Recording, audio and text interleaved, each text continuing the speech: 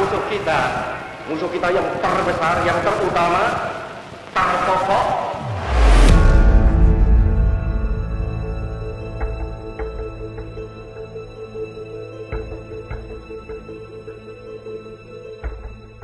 Presiden pertama Indonesia, Soekarno, pernah beberapa kali berupaya dibunuh atau dihilangkan nyawanya. Kala itu, ada sejumlah pihak yang tidak ingin Soekarno menjadi penguasa di Indonesia. Namun sejumlah upaya tersebut beberapa kali berhasil dicegah atau bahkan digagalkan. Berdasarkan dokumen CIA yang dirilis pada tahun 1975, Richard Bissell, wakil kepala perencanaan CIA kala itu, mengungkapkan skenario pembunuhan terhadap Soekarno. Namun Bissell mengungkapkan, rencana pembunuhan itu tidak kunjung terrealisasi.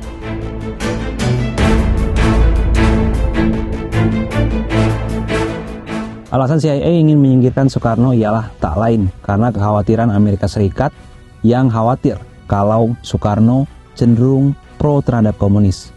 Bahkan, kedekatan antara Soekarno dengan komunisme ini diperlihatkan secara terang-terangan karena saat itu Soekarno berhubungan dekat dengan pemimpin Uni Soviet, Nikita Khrushchev. Bahkan, Soekarno pernah mengunjungi Uni Soviet pada 1956 dan kemudian dibalas dengan kunjungan Khrushchev ke Indonesia di tahun 1960. Tidak heran jika Amerika Serikat yang merupakan musuh Uni Soviet di masa Perang Dingin geram melihat hal ini.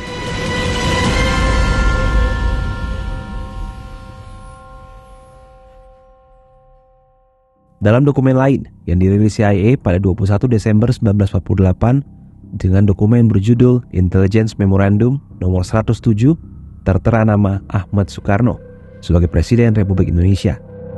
Dokumen tersebut juga menjelaskan peran Soekarno dalam kemerdekaan Indonesia. Laporan juga menyebut dukungan Soekarno kepada paham komunis. Kemudian, dalam laporan-laporan CIA lain, nama Soekarno juga kerap kali disebutkan dan masuk dalam pengawasan karena berkaitan dengan paham komunis di Indonesia. Tidak saja di antara kaum buruh sendiri, tetapi juga dengan kaum tani dan pemuda. Pendek dengan persatuan bulat berporoskan Nasakom, lambat atau cepat, kaum Mikulim tentu akan hancur.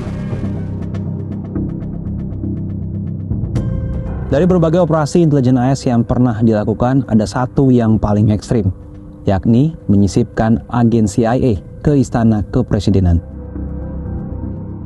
Agen CIA bernama Pat Price disusupkan ke dalam istana berawal saat Soekarno berkunjung ke Mesir pada 1965. Saat itu, Menteri Luar Negeri Ruslan Abdul Ghani menuturkan pengakuannya dalam buku berjudul Tokoh Segala Zaman karya Kasper Schulring yang menyebut ia didekati seorang perempuan AS yang menanyakan kemungkinannya untuk berkenalan dengan Soekarno. Soekarno kemudian berkenalan dengan perempuan tersebut yang mengaku ingin melakukan penelitian dan menulis buku tentang Indonesia.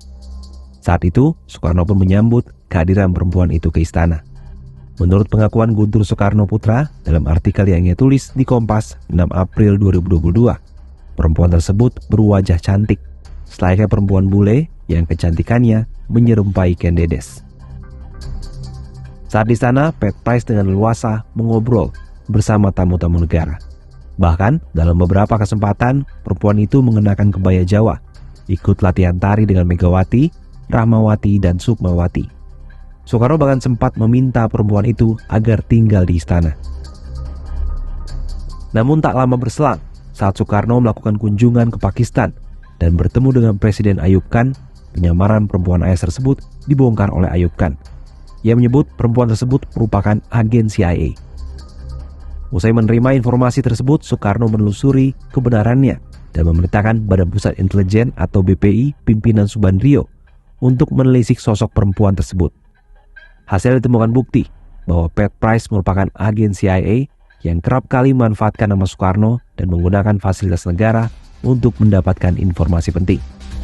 Bahkan ia kerap kali melakukan pertemuan dengan agen CIA lain untuk bertukar informasi. Atas temuan tersebut, Soekarno mengambil keputusan untuk mengusir perempuan itu dari Indonesia. Setelah diusir, putra Soekarno, Guntur, sempat menanyakan hal ini kepada ayahnya. Soekarno kemudian menjawab, hampir-hampir saja revolusi Indonesia kebobolan tok. Semua badan intelijen kita jebol, dasar CIA.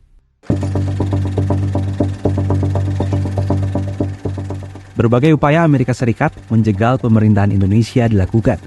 Namun sejarah berkata lain.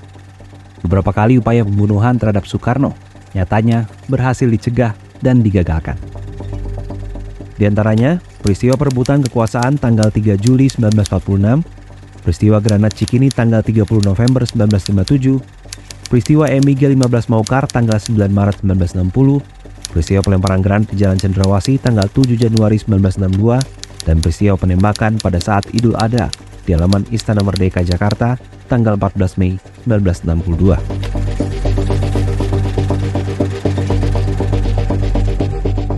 Operasi intelijen tentunya akan selalu ada, apalagi di tahun 2023 ini, sejumlah teknologi pun semakin memudahkan upaya-upaya intelijen yang dilakukan baik pihak luar maupun dari dalam negeri. Bagaimana dengan di Indonesia?